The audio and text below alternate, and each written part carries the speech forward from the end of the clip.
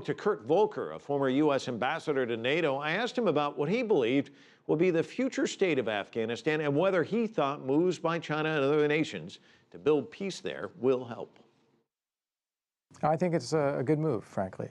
As you know, the United States and the UK are winding down their own military operations in Afghanistan. The U.S. has announced it's going to go even lower next year.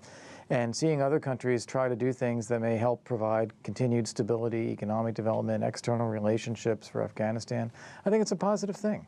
When you look at the Xinjiang Uyghur Autonomous Region, there's been a number of incidents, and that seems to be a major concern to Beijing, that perhaps this could be a kind of a flashpoint if these troops leave, as they are. What do you think about that? Is that a serious threat? Is that a major concern, do you think, for the Beijing government? We have a problem with radical Islamist extremism and terrorism in Afghanistan, in Pakistan, in Syria, in Iraq, and I think it is a reasonable concern to worry about it spreading, whether that's into the Caucasus or into China. Now, I don't think we've seen it spread all that much to this point.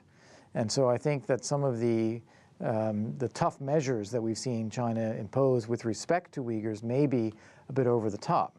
But underlying this is a concern that it could get worse.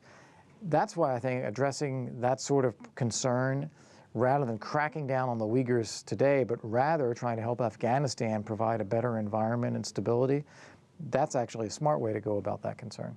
And I think the proactive way of trying to help Afghanistan stand on its feet and provide stability and keep extremism there, rather than taking the risk that that extremism spreads in a wider area, including China, I think that's a good approach.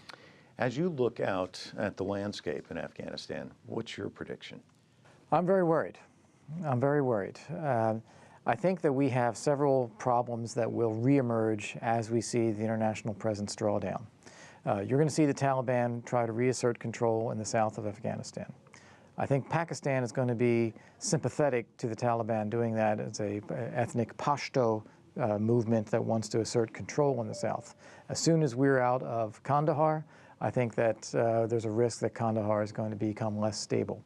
You have a government in Kabul led by Ashraf Ghani, who is Pashto, but with the participation for the moment of Abdullah Abdullah, who is representing more of the north. Whether they are able to work together and divide up their respective interests appropriately with the international community gone, that's a question.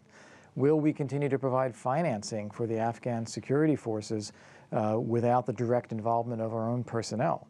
Will those security forces be effective at maintaining control of territory and security when the international forces are gone? There are a lot of uncertainties as we move ahead in the next couple of years.